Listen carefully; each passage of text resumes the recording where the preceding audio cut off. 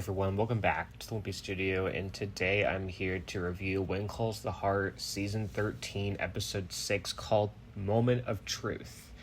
And I thought this was a really strong episode.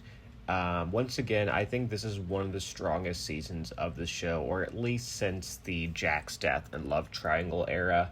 I'm very much enjoying almost all the storylines. I think they work really well. Characters like Lee and Henry, who haven't really gotten good storylines in a while, they're really writing them good this season. So I'm definitely a fan of that. This whole investigation, it's got to be one of the most interesting because they kind of brought like a morally gray character into it that we actually care about and is connected to a character who used to be morally gray, aka the Henry and Christopher of it all. So I think making Christopher be kind of the suspect or bad guy in this, but not totally bad. It's a really interesting plot, and it's just so much better than introducing a new character that we don't really care about, making it related to Henry, who has such like a history of being morally gray. It definitely makes it a lot more interesting. So I really enjoy that. So basically, we kind of suspected that Christopher had something to do with the fire, and it turns out that he does. It was an electric fault by the Pioneer Electric, but basically he buried the transformer. The company asked him to do that. They made him the scapegoat, and by burying it, that's like the evidence needed to prove the company's negligence. So I assume it looks like next episode we're going to see Nathan and Christopher go off to investigate that, I assume. So, I mean, that'll be interesting. It seems to me like Christopher's not all bad. I mean, it seems like this Pioneer Electric company is shady, and they're covering up their mistake, and they're just using Christopher to do it, to try to blame him, which is unfair, but it's also not surprising that they would pick the newbie of the company to perform like the dirty work. So, but it's definitely a very interesting plot line. I really enjoyed that first scene where Henry came to talk to Joseph, and he says, "What do you do when someone you love does something unforgivable?" And Joseph says, "It's not us to decide if it's unforgivable or not," which I really like that quote. And he says, "If they repent, forgive them," which I also really like that too. And he also talks about how hard it is knowing that Cooper may have started the fire, and then that ends up weighing on Henry because he's basically in the exact same situation, but Joseph doesn't even know it. He has no idea. But his words really help Henry, so he goes and confronts Christopher, and Christopher kind of throws it in his face a bit, saying, "Oh, like, now you're trying to be a dad, and like, way to talk about my moral compass when yours is whack." Maybe he's basically just kind of throwing it back into his dad's face, which is kind of like a mechanism for defending yourself there when you're confronted, especially because he does have a bit of an edge to him, just like his dad. But by the end, Henry is like, do the right thing and turn yourself in, or go to Nathan and Bill and reveal what's up. So he does do that, and he comes in right in the middle of the polygraph machine test, and he reveals everything to them. And by the end, he's with his dad, which to me is a reminder that through it all, Henry's going to be right there next to him. And it looks like next episode that's going to be the main plot, is what the town getting suspicious of Christopher, and Henry's going to have to try to defend him. It looks like Nathan's going to kind of take him under his wing a little bit, which I think is going to be interesting too. But yeah, I mean, it's definitely Henry's best plot line since his like big redemption arc after blowing up the mine, right? I mean, that was his big moment and his big redemption. And now he finally has something more to do. And I like that they brought his son back again. I think Christopher is doing a great job in his role, the actor is. So I'm very curious where this is going to lead to. I'm going to assume that they're our final suspect, and that we're not going to get a new suspect. I think it's going to take the rest of the season to fully prove, take down Pioneer Electric, unless there's another twist, which there very well could be. But that's just kind of where it seems to be at right now. So definitely steps forward taken with the investigation this episode, and I really enjoy the Henry and Christopher of it all. So let's talk about the polygraph machine. So I really enjoyed it. I thought it's always cool when they bring in new technology of the times. And this was a fun one because we got a fun scene with Oliver getting questioned, being used as like the test subject.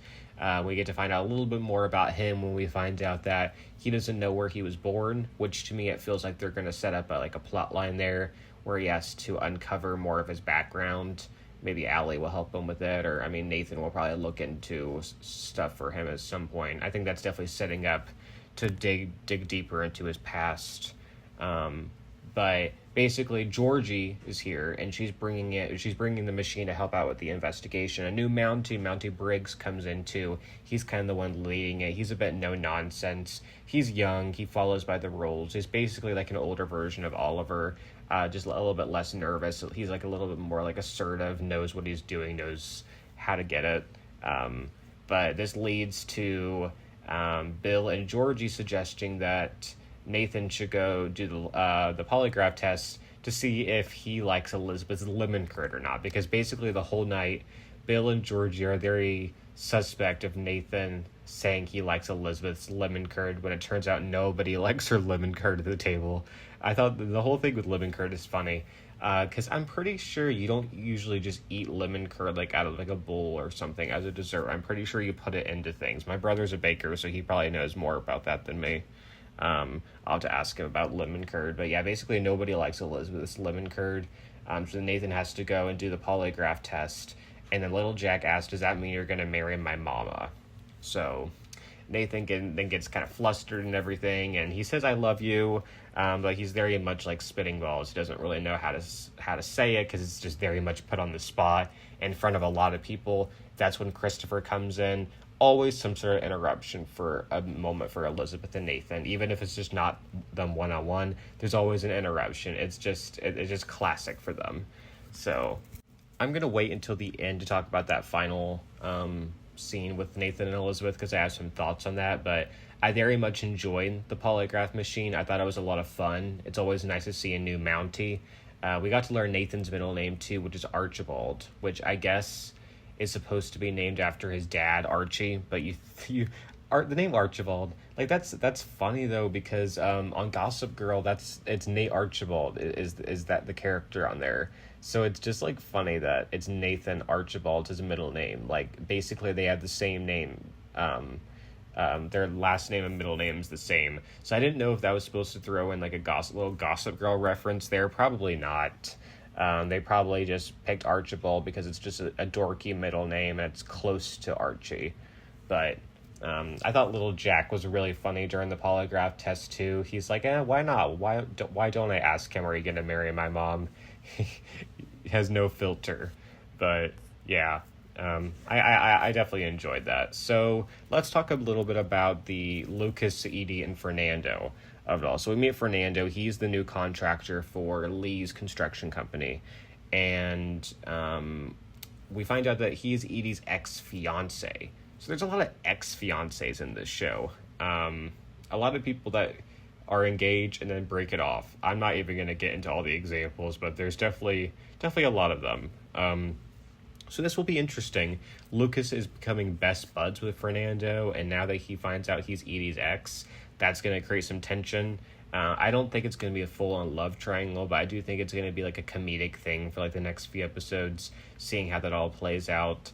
I have no doubt that Lucas and Edie are going to get together by the end of the season, but this does... I mean, you know, with couples, you get them to like a good point. That's kind of where they were at last episode, where she says, I wouldn't move back in, but I would be distracted. So you get them to a good point, and then he even says, I have an affinity for you. So the flirting's clearly there. They're at like that good point in their bond. And then now that you have to bring them down a little bit, it's just all part of story structure. I mean, I don't mind it. It's funny. So I'm looking forward to seeing what transpires from there.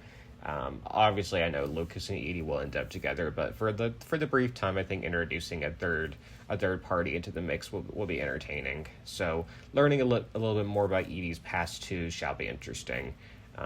So yeah, what else? So with the Lee and Rosemary, like the cultures of it all, we see Rosemary as a Freudian therapist.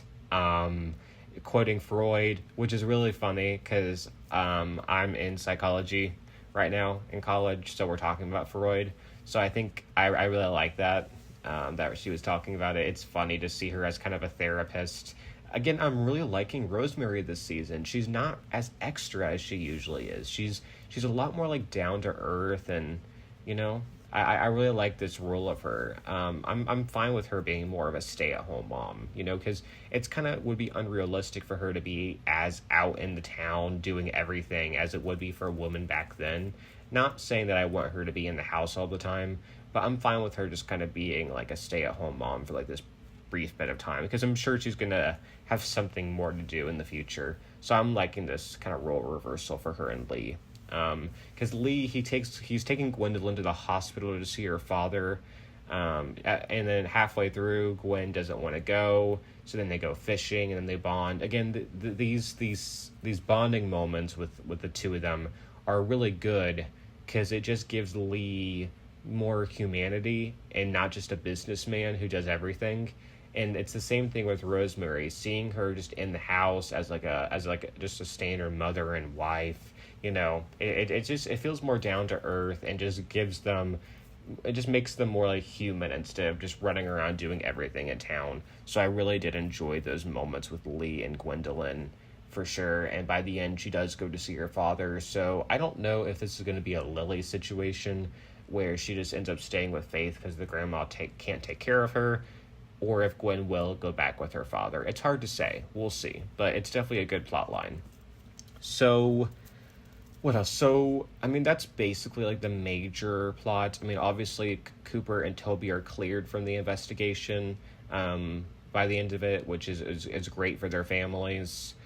So Georgie and Bill, they were really cute together. I guess they're not officially dating yet, but they're getting close to there. There's a clear flirtation there and an affinity for each other. I'm liking Georgie a lot. I thought it was really sweet when she gave little Jack and Allie the gifts at dinner. I mean, she's just really sweet and like genuine, and I like that in a character.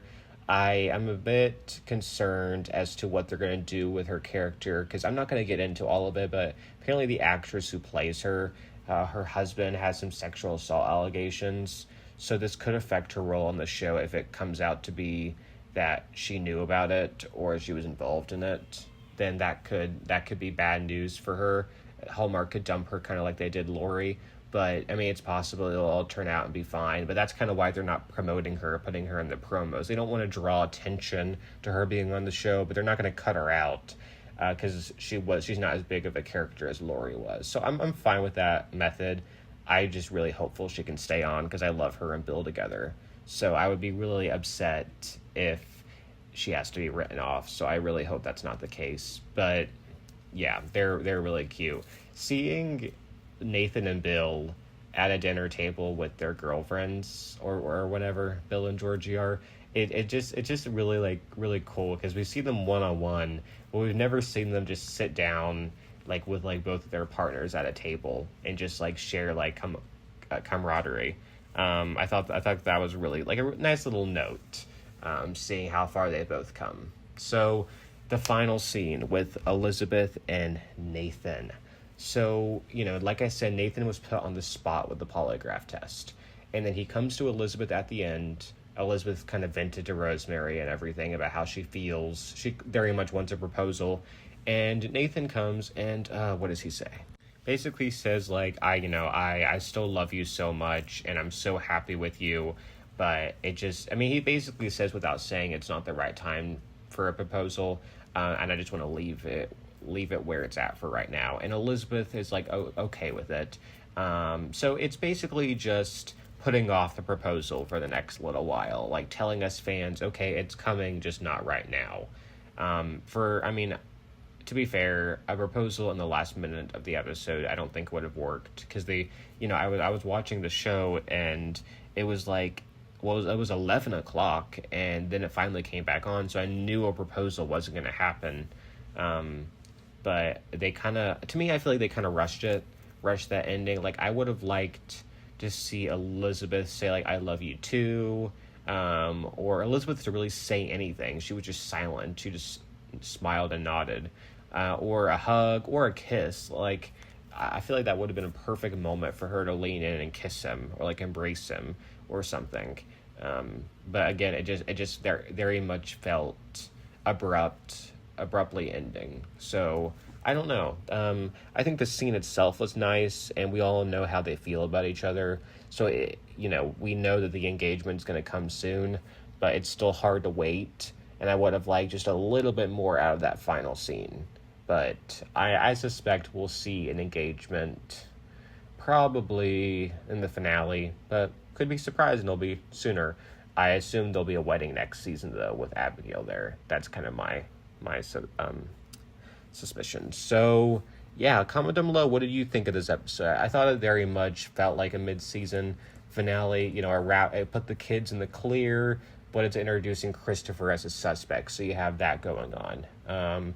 You have Georgie coming in, so clearly she's going to be a big part to play in the next few episodes. So again, I think, and then of course the Lucas, Edie, and Fernando, that's a setup for what's coming. So I think overall, strong episode, and definitely looking forward to the next 6. So thanks everyone for listening, and bye everyone.